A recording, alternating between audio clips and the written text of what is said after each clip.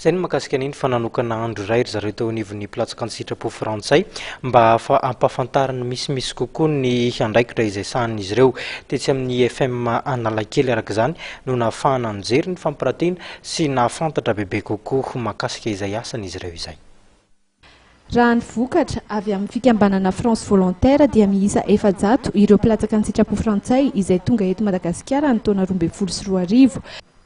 Ireo ny mbola fantatra ary niona mivantana tamin'ny tompon'andraikitra eny anivon'ny France volontaire saingy raha ny fantatra dia manodidina ny 750 eo ny mety ho isan'izy ireo. Miara-miasa indrindra amin'ireo fikambanana samihafa eto an-toerana ireo mpilatsaka an-tsitrapo frantsay ireo ka misy ohatra no any amin'ny sampana fahasalamana, misy kosa no amin'ny resaka fianarana sy ny sisa maro hafa.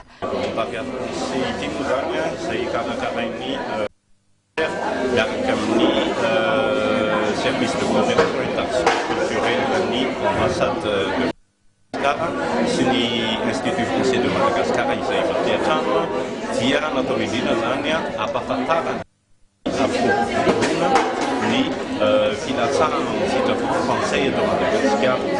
Dia noho izay indrindra zany dia aorianan'ny fanokafana amin'ny fomba ofisialy zany izay représentant national en France volontaire Madagascar,